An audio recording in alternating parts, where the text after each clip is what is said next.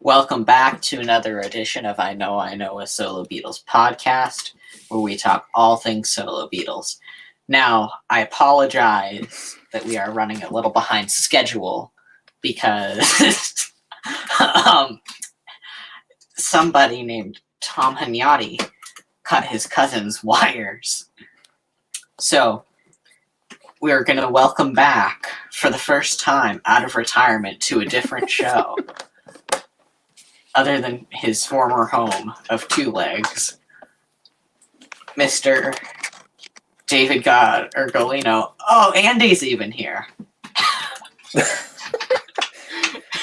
Hudson, buddy, David, how's it going? It's nice meeting you in person now, and could have been better on the technology side. I could hear everything and see you guys perfectly fine, but apparently I wasn't transmitting on your end on this app, so on my phone. So that's my least favorite technology is my phone when I have a studio in the basement with hundreds and thousands of dollars of equipment, but it's fine. That works. You're a musician, correct? As a hobbyist, yeah. What do you play? Anything and everything. Oh. I don't know. Oh, we get a tour. Well, we'll go on the little Paul McCartney tour. So, got a little bit of Moog, got a little Mellotron, got a keyboard, drums, guitar, pedals. So, yeah. I went to school and studied really hard so I could buy all these toys and pretend I'm a musician. So, and that's yeah. Hey, Ethan. Yeah. How many legs? Well, I'm the lost leg, and maybe I got amputated a couple years ago. So, the X leg. Yeah, I'm the X leg. So, yeah. So, I mean, that was a little reason why I kind of moved on from Two Legs. Is I got other hobbies, and there's only so much time when you're married and you're an engineer, and the boss wants you, the job wants you, so spreading myself out thin. Andy took over and took it to another level. So me and Tom were in the minors. He went to the majors with Talk More Talk, and then I moved on, and then Andy kind of took it into what Tom envisioned, Two Legs, and I couldn't be happier. I'm a fan, so no regrets. Isn't it nice to listen to the show and not hear your own voice?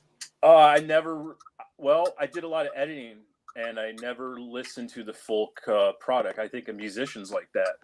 Maybe some of them are. They don't want to hear the album because they did so many takes. And so, yeah, I'm a fan of the show because I'm not in it. So I think I made the show a lot better not being in it anymore. And Tom actually requested or asked if we'd turn it into like a 3-person show the year before I left, and I was determined just to keep it Two Legs, and I think the timing worked out right of him finding Andy the following year. So I'm honored for you to even care to talk to me about anything, but I'm on the outside of I'm outside looking in now, but I'm still very much a fan on the Beatles solo.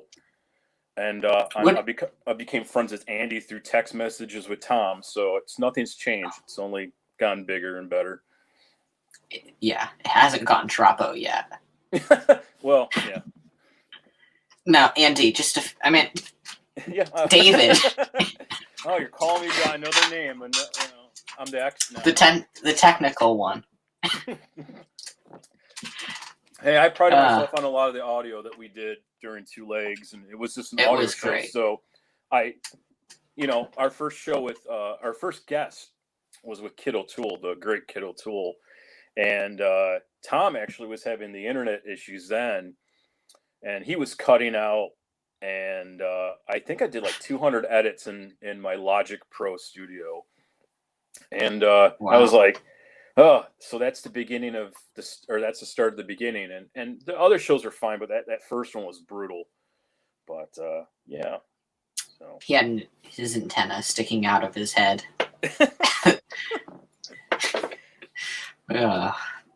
So David, what is your favorite Paul McCartney record? You're putting me on the spot. favorite McCartney record. You know, a lot of the albums put me in a time and place when, you know, I was around when they came out or when I discovered favorite record. Man. Well, I'm going to go with the first one I discovered and I'm sick of. So it'd be probably Band on the Run. I discovered my dad's Band on the Run American LP. And I think I played it at age 13 or 14, probably the whole summer of 98, playing N64. So I'm dating myself. But as my favorite, so that's my favorite memory. It might have to be Flaming Pie because I was around. Correct. That's a correct answer. Because I was into the anthology when it came out, and then hear about a new Paul McCartney album that was on the heels of that. So I was watching VH1 recording on VHS tapes the broadcast, and so that was my favorite memory. Later on in the later years, probably might be Chaos or Memory Almost Full. Still. Chaos and Boom. Yeah. You're a collector, right?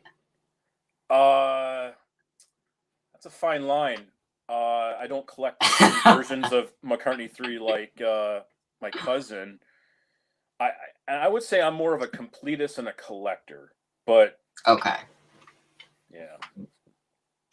Yeah, so I don't have every nuance to that album. I don't have the standard edition deluxe, though I do have a nice bootleg that I bought a few months ago of all the radio shows and the BBC. So there's a DVD and like 3 CDs. So did you rob that from Arizona? No, Korea. So there's websites out there if you Google. So they're press CDs. So no, I send more stuff to Arizona than Arizona sends me stuff. So and Tom's like, stop sending me stuff. He has boxes. So if you want anything for him that I gave, it's all yours. No joke. Well, He'll probably agree. So, first of all, we have to go through a couple news items. Did you see that stupid Find My Way video today? Yeah, I got to preface, because I was talking to you on Instagram, and so I like the song. I like the remix of Back. I have reservations about the deep fake because if you think of it in a vacuum of just the video itself, okay, but you're opening like a Pandora's box for the future market of taking images of the Beatles and putting humans on them and trying to recreate, Rubber Soul Sessions, Abbey Road. I don't think Apple or MPL would ever do that, but I get a feeling a lot of fans would take that to the level if they had an app. And when you I get it. It's a music video. So if it was a cartoon or a montage or a 3D picture, people are like, well, that's not real. But you're treading on alternate reality that can get mistaken in a few hundred years of like, oh, that really happened, and you lose the human history of it. So I'm going deep on that. I don't hate the video, but there's deeper implications on that technology that can get kind of sticky with the hardcore fan, or that maybe a general fan in 100 years won't realize that's not an actual real person. And I think a lot of record companies and concert people will try to bank on that for the future, when this is their meat and potatoes still of this era of classic rock. And the hologram tour, like the Ronnie James Dio or the Roy Orbison thing, really didn't take off because it's just there's no realism to it. It's almost like watching a movie. And I guess you could have alternate reality in video games and such, but Deep Thoughts, by Jack Handy. Deep Thoughts by Jack Handy. I don't mind the video, but it can get kind of dicey in the future about that stuff. Are they gonna have Paul McCartney ram air with the beard? Doing a they could just have you. I'm more like stinky John Lennon right now, so you could have you, Darren DeVivo, and Rob Leonard at Beer Girl Fest. Oh, Yeah. Yeah. So Darren no. and So Rob, I mean, I apologize. Oh, good. God. yeah, that's Andy, because I sent Andy deep fakes by Paul McCartney. He's like, no interest at all, and I think he's off the McCartney 3 train because for the remix tomorrow, because I think so much saturation happened from McCartney 3, and it's like then 1 month later you're introducing the re-images, and I think it's overkill. I'm liking the album, but I can understand why people are like, enough. Can we get 6 months of just soaking in McCartney 3 without remixes? And it'll be one of those like sub-tier albums that I'm like, okay, it's a remix album. And he hasn't done really remix albums, but so you're not a big fan of the video, I take it, based on your initial comment to me, right? No, I won't even listen to the Three Imagined album. I won't. Okay. I'm But not even buying the vinyl. But I liked the video, and that's the only decent thing that I've heard. Oh, the video from today, or the Yeah, that Beck okay. remix. So you like the video of Paul as a deep fake younger person, or you like the song? I just like that song. Okay, yeah, But yeah. I mean, McCartney 3, I think, is the only Paul album that doesn't have a weak track on it. But that's No, they're all good. It's the only one, I swear. Yeah, and I can understand. I haven't really skipped tracks other than through Egypt Station on a couple songs. But there, you go back to like Flaming Pie. When I was 12 or 13, songs we were singing didn't move me as a 13-year-old. So I would go to like, it did for me. Yeah. Well, like it had this like slow beginning. So like if he kicked off with Young Boy or something that was more rocking, and even the Run Double Run, the beginning of the first cover was like, okay, it was a slow burner. But that's where my headspace was younger. But no, McCartney 3 is a solid album. I mean, there's songs I like more than others, but I don't get sick of listening to it. We'll see tomorrow when I get the physical copy of the remix, and it's cool to have those nuggets, but I don't think it's going to replace or be as a repeatable listen as McCartney 3. Yeah. So do you have issues with that deep fake? Sorry. I do. Just I like things original. Yeah. I wish they would. I mean, it's like fake Paul dancing. It's kind of creepy. Well, in a way. It's almost like someone took that Dominic kid in the last video and put his body under his face. It's a very contemporary modern dance with a 1965 Paul. And it was like, okay. Like I told Andy, like at the end, it's revealed it's Beck. I'm not sure if he's actually dancing or that's just the ending to perceive that it was, Beck coming out of 1965 Paul, which is a really weird statement I just made. But yeah, it looks a little, well, I got to say it looks a little bit better than the 2000 Come Together video, which was very blocky cartoon. Yeah. But again, it's kind of the time. It's putting like a contemporary twist with his 60s face. So, I like the song enough where it's a little neat, but again, I have deeper reservations going forward to technology like that. Yeah. So also one more news item is I got mentioned on my favorite Beatles podcast that actually talks about the Beatles as a group. I got mentioned on things we said today. Oh, with Ken Michaels, Alan Kozin, and Darren DeVivo. So that was Tom and I's. We looked up to him. I mean, Tom was inspired to ask me to do a podcast based on them and Ken and Steve back in the day. And I go, maybe one day you'll be working with Ken. And this is like 2015 or 16. And sure enough, 3 years later, he is. So that is high praise. I mean, and then I think I saw a video on YouTube interviewing Gary Burr of the Ringo Starr songwriting team. And the fact that, I mean, and then you interviewed Denny Sywell. I mean, there's a whole bunch of people. I mean, that's great about technology and reaching out to people.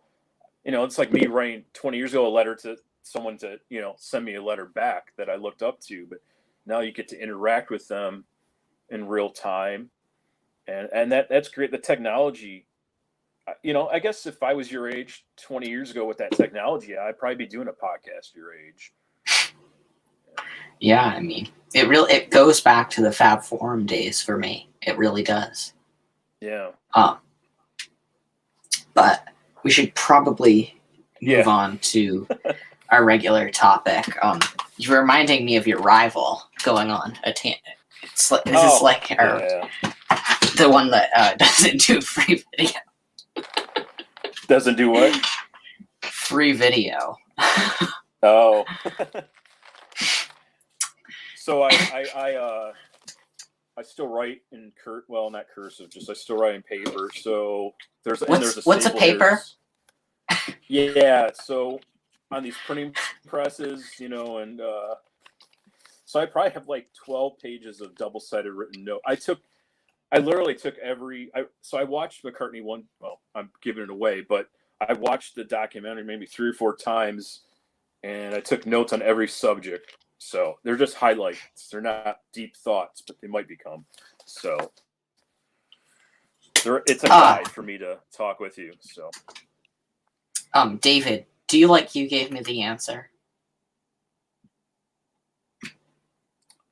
Oh, the email stuff from Paul McCartney and all that? No, the song. Oh. Yeah, sorry. Yeah, my mind's yeah. Yeah.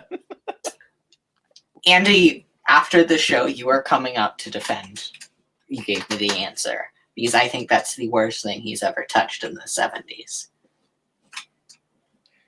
It's cute Paul music in the 70s. I mean, Antwi Nichols.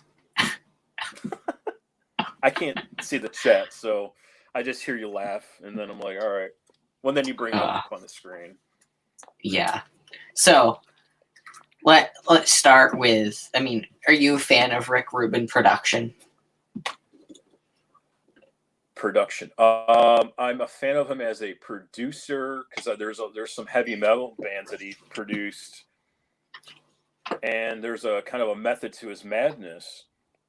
So when he talks, he's almost kind of a therapist that kind of brings out the human side of a musician or a person. So I'm not surprised by how he approaches the interviews in this documentary. So as a person, I think he's a great person. He's one of the top producers out there, and he's produced a lot of great albums, from heavy metal to Johnny Cash to Run DMC and all that. So he's a legend. Yeah. I mean, I'll give my 2 cents on him. I think that he is probably one of my favorite producers. I mean, I think those Johnny Cash albums that he produced are his best work. Yeah. Wildflowers is my third favorite 90s album besides Flaming Pie and Time Out of Mind. I've been listening to that new box set. I've been listening to the new box set since it's released Christmas this whole past year, and the Time Out of Mind Tom one. Petty with Rick. The Wildflowers. Oh yeah, that's such a great album. Yeah. Yeah, but I mean, I think he's a brilliant producer, and Rick, if you're listening, find a way to get a hold of me, because it would first of all make Tom Hunyadi jealous, but it would also make my life very happy. I don't know your musical background in terms of what you listen to. Obviously the Beatles and the soul stuff. Do you listen to a lot of the hard rock and metal bands or albums of the last 20 years? I like Pearl Jam. Okay. Big Pearl Jam fan. I really like, what's it called? I'm a big Dylan fan. Like, Dylan is the number 2 behind Beatles, group, and solo. Okay. And I'm a big Petty fan, too. Also, huge Fleetwood Mac fan. Oh, I never got on the Fleetwood Mac train, like the Stevie Nicks years. So that's my loss. Probably to a lot of people, but just a personal preference. But so I might bring up some bands when we discuss that Rick Rubin has produced in the last 20 years. And it's not necessarily because of the musical output they did, but how he approached them and almost saved some bands from breaking up just basically by his how he talks and kind of gets to the core of a musician and what they're thinking about. So. Yeah.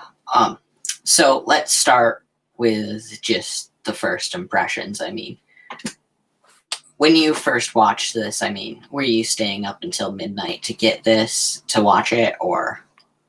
Oh, when it debuted, like at midnight on Friday? No. Yes.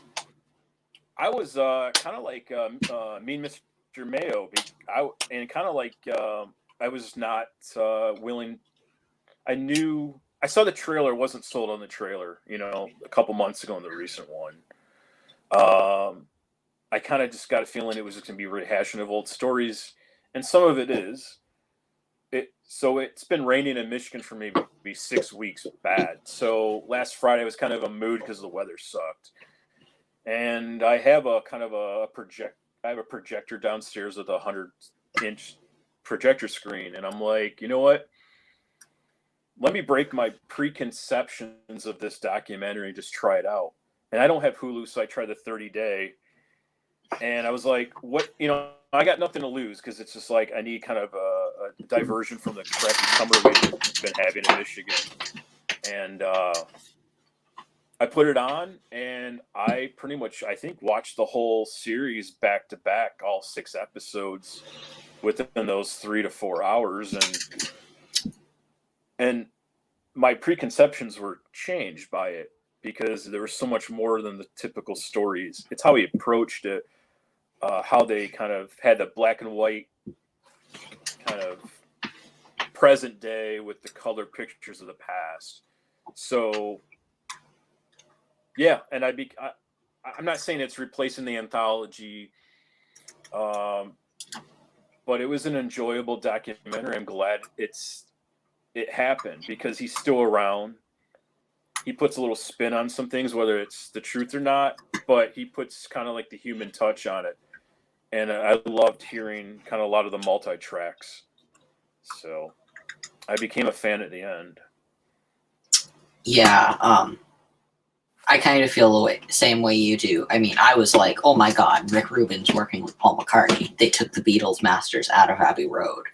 Because, I mean, I didn't stay up until midnight. I watched the first part, and then on Saturday I just watched the rest of the episodes. And overall, I'm still in the middle on it. It's not great, but it's not bad. So I think I appreciate it from perspective that it's not a bunch of, there's no talking heads. So you have the real McCoy with a producer that I think a lot of us wish that maybe that's the next phase in McCartney's career. He's actually older than Johnny Cash ever was when he worked with Rubin. So, and he's not a flash in the pan producer. This guy's been around 30 plus years. And I think it might be time for Paul to kind of continue his early days kind of ethos now, 7-8 years later, and give us something that's raw and that's not overproduced. I agree. I really think we could get an album on this, out of this, and I really do. And I think it could be his best album ever.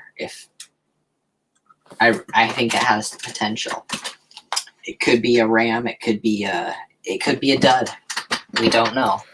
Well, I think he would be a challenging producer like Nigel was on Chaos. I think he pulled something out of Paul McCartney in 2003 to 2005 era that I don't think a lot of producers have recently. I agree. And again, it's not a flash in the pan contemporary producer. So I don't want to hear a deep fake McCartney voice over saturated with so much effects like Ozzy Osbourne lately, where he just sounds like a robot. Um, there's a grace to his aging, and I think that's why he's letting his hair grow gray. It's actually looking good. And then Ringo, although he's dying it's looking great long, but it works for him better than Paul. So I'm going on tangents on hair colors, but you know what I mean? Like, I'm just saying, embrace who you are at the age you are, and just accept it. I don't want I don't want an 80-year-old trying to be 36 years old. You know, it kind of comes off contrived. But yeah, I think Paul looked really great. I mean, I wish we knew where this was filmed. I mean, is this at his home studio? I was searching the forums of the on the internet, and I think it was at Shangri-La Studios in Malibu, California. So that's Rick Rubin's studio. Okay. So, but I mean, yeah, they want to take the Beatles master tapes on a plane. I mean, seriously. Those could be actually digital files that they sent to him, and then he could use his Pro Tools to, just have the multis. I guarantee those are either copies or digital copies, because I think all the masters are on the Vault and Abbey Road, and I don't think those get touched unless they're going to do like another remaster or remix. So yeah. Oh gosh. No. I think those things are guarded. That's like handling the Constitution. You're not going to take the original one. You know what I mean? Yeah, I can imagine. Because there's a dog there. Because that's a digital Neve mixing board. I looked that up too. So that's all digital that he's using.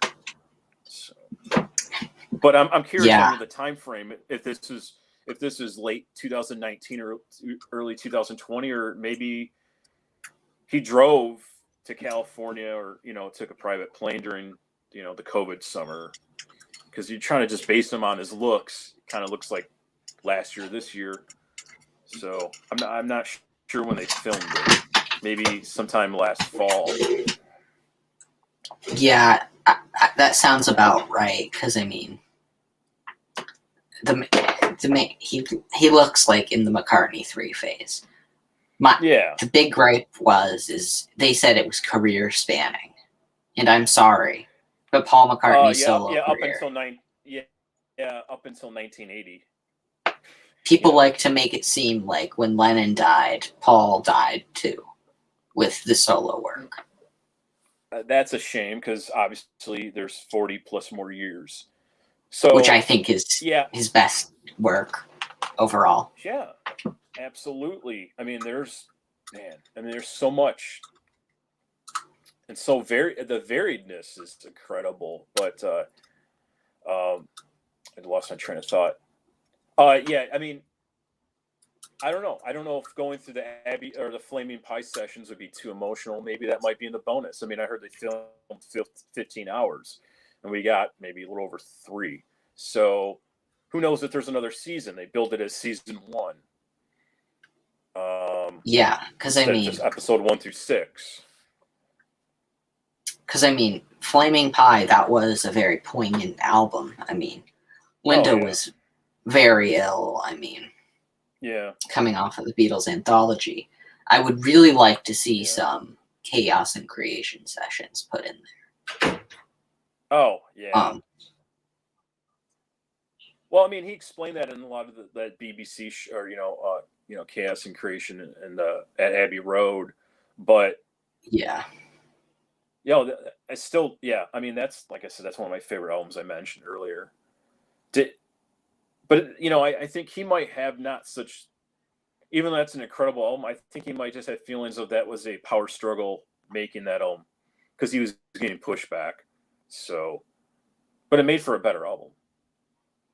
Yeah, and I mean, he seems like he's holding back stuff. Like when he talks about Band on the Run, I mean, legendary song, yada yada yada. He's like, "Oh, 2 members of my band left the night before we were going." I mean, why can't he mention Denny and Henry? Yeah, because because those are conflicts, and I think he does not like to hit conflict head on, especially in a public forum. He knows the truth. He knows that he was probably underpaying them, but that's just the way it was. And he's not going to bring that's not going to be a positive light shown from him. He knows the truth. I mean, he was there. But my thing on the Band on the Run you just mentioned, did you notice like the kind of unreleased kind of mix? You kind of had these talking vocals in front. I'm like, where was that on the 2010 Band on the Run? Chintzy bonus features, CD 2 or 3. Those are my favorite parts on this. Was just listening to the multi-tracks and the slight variation of mixes. Yeah, like I really loved when they were talking about "And Your Bird Can Sing" and they isolated the drumming. I mean, oh yeah. People talk about Rain, Paperback Writer, but rarely does that song get highlighted. So that was a nice nugget. There were so many nuggets in this documentary. That was worth. I mean, those episodes flew by quick. You maybe had going back and forth because you only had like 4 or 5 subjects in a 25-30 minute. So you're talking about something every 5 to 6 minutes. And so I'm not saying I was hanging on every word, but just their interplay back and forth. It was like just a snapshot into just in the studio talking. So it was very free form. And I like that. To have it chronological, that might seem like might be a little bit boring from a flow perspective. I would have liked it to be chronological. I mean, because I just like things in an orderly fashion, but I guess that's just me nitpicking. Yeah. But to not kind of like living in the material documentary, which was underwhelming for me initially watching it 10 years ago, was like, you missed like a chunk of the 80s and 90s for George, and same thing with Paul. You went from Bangladesh to like the Wilburys to the Beatles anthology to his passing. So you're skipping like 7 to 10 years in each of these. This film that was 3-4 hours long. So it's a shame that I could see that. Maybe season 2 might pick up from the 80s to the 90s. Who knows? And believe me, that would be my favorite part because I would love to see him talk about the press to play era and Flowers in the Dirt. I mean, Elvis to working with Elvis. That would be Now, what did you think of like Dear Prudence when they kind of isolated that? I thought that was just so amazing. Well, in my notes, Rick loves Paul's bass playing, and the episodes.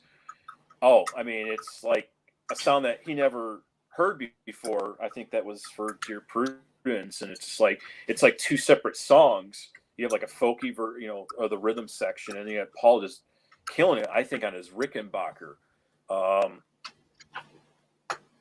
I loved it. I mean, I was like, man, I wish they pulled out, because the Lennon set recently pulls out a lot of the elements. They did that for like, the White Album 50th. That would have been great to hear those elements. So maybe for the 60th anniversary. Yeah, they'll have an island of India that your cousin will buy. He buys the Maharishi suitcase. Yeah. Yes, he'll be living out of his Uber crate and his suitcase if he keeps going at this pace. I think of the movie Castaway. So Tom falls off an airplane with the Egypt Station suitcase along with the crate for his food, and he's got gnomes with him like Wilson on the volleyball. So I can picture him flipping us off right now. So I'm waiting for comments to show up on your computer. Oh gosh, what a fun guy. Suitcase, I don't know where you are. Come on to me. So Well, for better or for worse, yeah. Well, all right, we'll talk about the suitcase another time. So yes, oh gosh. So I mean, because I think that's a start. I think that's a start of various tactics by record companies to buy crazy expensive add-ons. They have nothing to do with the music. So very yeah, and that's love you. then Tom, Andy but goes, whatever. "Bring it on." Hey, you know what? They buy those sets. I buy guitars and instruments. So it's I'm you know they're paying less than I do. So it's we all have our vices and hobbies. So those guys are diehard collectors. You know, Yeah, so I spread myself thin between music and instruments. So they're ahead of me by a lot. So in terms of saving money, so yeah. And another highlight is I really liked the way he talked about John. I mean, because I really liked how he said, you know, um, I back then I looked like I was working with a guy named John. Now I look back and it was like I was working with yeah, John Lennon. I mean, and John being yeah, my favorite. I mean, yeah. cover. I'm sorry, Tom. So no, I know. Tom and I, growing up, well, he's 10 years older than me, but when we got into the Beatles, our favorite Beatle was John. Mine, I mean, I was a huge Lennon fan from like 95 to like 2005. I mean, and then I transitioned to George in like the late 90s, early 2000s after he passed. So John, I mean, had that look, had that.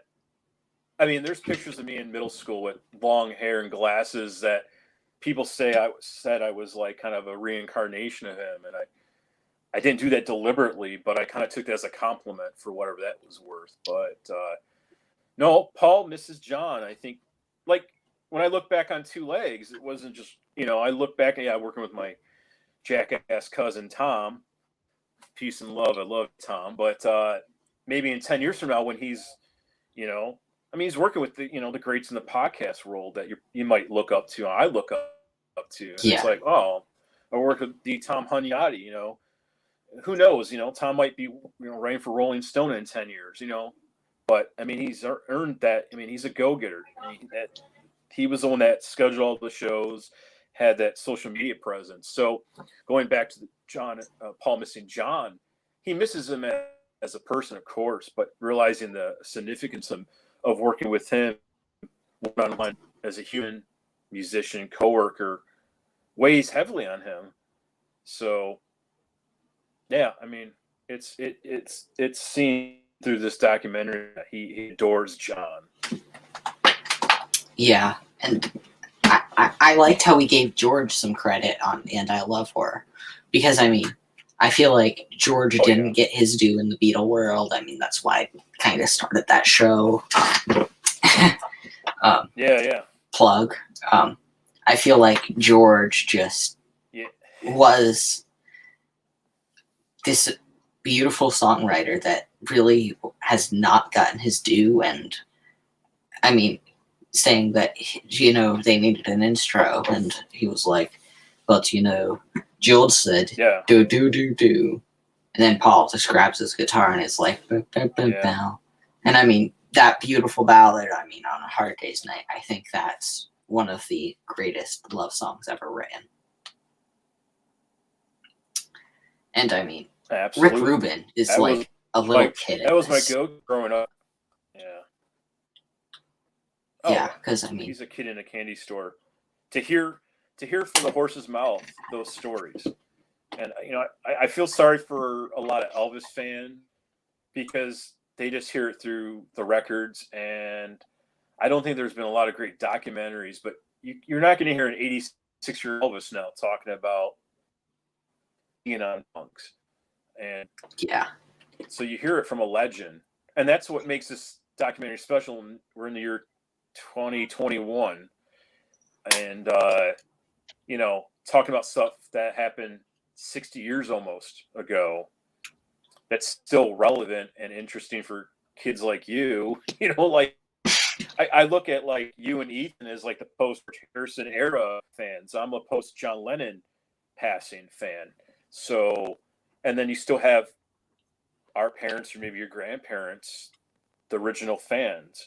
So we're in a kind of a golden era still for the lineage from the beginning, from the first generation to the third or fourth right now. And that's special. And you don't hear, the Jimi Hendrix band's gone. 2/3 of Cream's gone. So, and Paul is the other half of like, kind of like the Who still have Roger and Pete. So those are the main. Pete was, the songwriter, and Roger was the voice box. But the two guys that passed were kind of like the rhythm section. So you have one half, the one half of the main songwriting of the Beatles still around, still valid, still relevant, still making new music, talking. So he's like a talking, I don't know, treasure chest, so to speak. Yeah, I mean, now the question is, I mean, I think that this documentary we can look at as being a starter, because I hope my kids, if I have them, will be, unfortunately, they'll probably be the post-Lennon, the post-McCartney and Starkey fans, unfortunately, as much as I hate to say that. Yeah. I mean, if I have kids that young, I think we've got a problem, but... Yeah, you kind of free. Yeah, no, you're frozen. It's a nice time capsule. Not anymore. We're okay now. Okay. So yeah, this is something. This documentary was really special to watch. It was.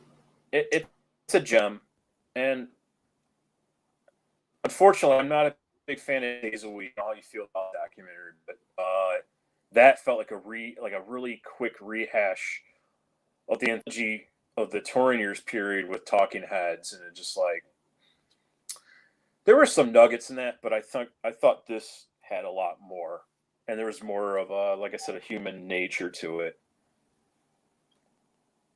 Yeah, I agree. This was really beautiful to watch. And the second time, and it ended on a cliffhanger. It wasn't as great. I mean, if I was like just into the Beatles when this came out, this would have been perfect.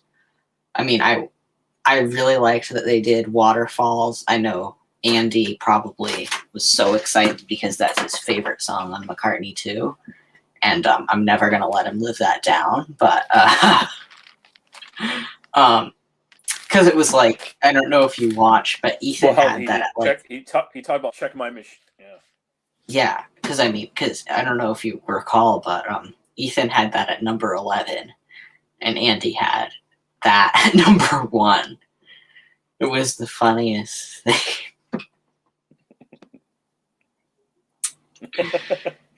Yeah, I mean, it's just how different perspective. Life is like a lot of different perspectives, and we're not all going to think this. And fortunately, the world is crazy because of it. But no, I mean, I love the McCartney 2 album. I mean, I am not so versed in it hardcore, but going back to the album once, I'm like, that is such an avant-garde album for him, And yeah, the fact that I think it was more of a departure from Wing. McCartney 1 was from the Beatles, so he had nothing to lose at that point. He was just doing it. But I mean, the question, the fireman, I'm sorry, but the question is if Wings didn't get busted in '79 in Japan, would we have ever seen McCartney 2? Probably not.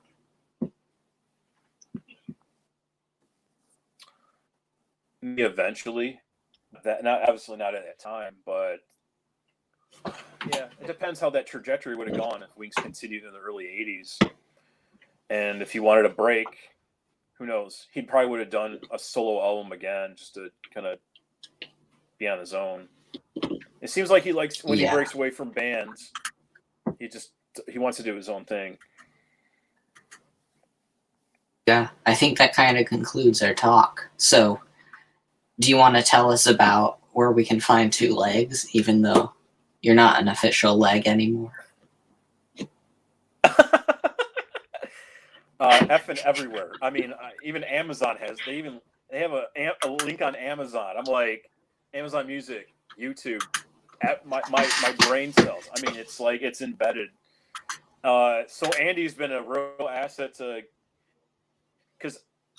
get that platform everywhere. Because like I said, when it was during my era, it was very underground, like Wayne's World. So we were just coming out of Podbean.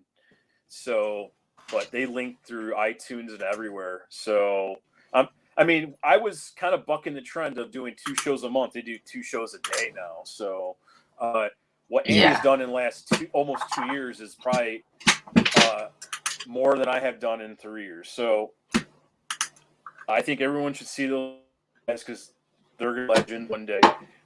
Because just the passion they have, which Tom went this way, and I was like, I'm out. I have nothing to contribute. I'm sure he misses me, and it was fun, but I was more of the engineer commentator.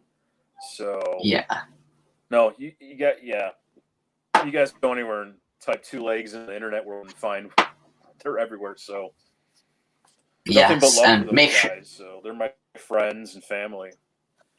Yes, and you make an appearance every 6 months or so.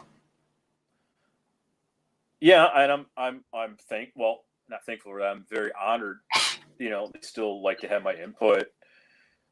I talk to them every day. So again, Tom kind of, Tom's 11 years older than me, and he always lived in different states. So we'd always communicate through text, and so I still do that with Dylan, Andy, and Tom. So that's kind of been the ongoing thread line. So Andy's the other mistress that I'm loving too. So it's like, like I said, I'm a huge fan of the show now. So it's I look forward to it. I'm glad. Every show that they do. So yes, yeah, every 5 minutes. Every 5 minutes. So if you find inspiration from them, I feel like I feel like I'm glad to be a part of taking Tom to that next level of doing the show, leaving the show, and then, because when he went to Talk More Talk, we were still in we were beginning season 3. So I did seasons, not the never-ending episodes or shows.